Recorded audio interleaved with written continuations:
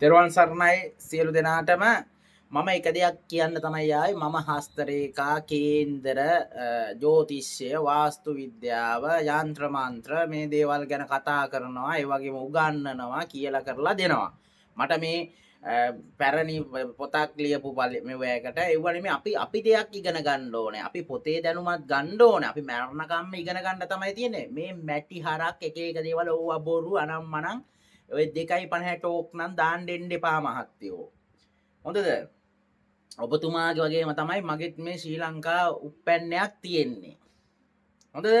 ඒක නිසා කවුරුත් නිකන් හරක් ස්ටොක් දාන්න දෙන්න එපා. මගේ ගමන මම යනවා. මම මේ ඇවිල්ලා ඔළුව හොල්ලලා දිව දික් කරලා වැඩ කරන කපුවෙක් කියලා හිතන්න එපා.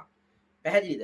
මගේ ගමන බලන්න. උඹලා ඇවිල්ලා ඔය නිකන් සත්තුන්ට ජාතක වෙච්චි උන් වෙන්න එපා. මට නම් බයි ටෝක් දාන්න දෙන්න එපා මහත්තයෝ ඈ.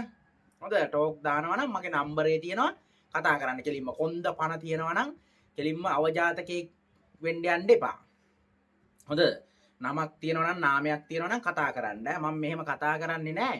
එහෙන් මෙහෙන් මැසේජ් දාලා නිකන් 2.50 ටෝක් දාලා එන්න එපා. කොන්දක් තියෙනවා නම් කොන්ද තියාගෙන වරෙලා කතා කරන්න. මේක බොරු මෙහෙමයි කියලා උඹලා නිකන් මේව කරන අනික මන්ත්‍ර පොත් අත්තගේ මුත්තගේ කිනිත්තගේ මන්ත්‍ර පොත් තිබ්බා කියලා වැඩ දාගෙන එන්නත් එපා. මන්ත්‍ර වැඩක් නැහැ. මන්ත්‍ර ඕනේ.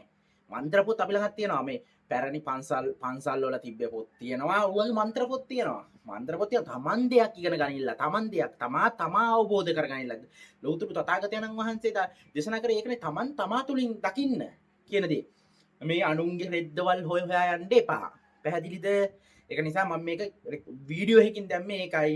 මට මැසේජ් දාලා ඕක බොරු අනම්මනම් සුකිරිත්තන් මට එපා. හරි. තෙරුවන් සරණයි. ඔයගොල්ලන්ගේ අදහසත් යටින් පොඩි මැසේජ් එකක් දාන්න මේ අවජාතකයෝ ගැන. හරි. තෙරුවන් සරණයි ඈ.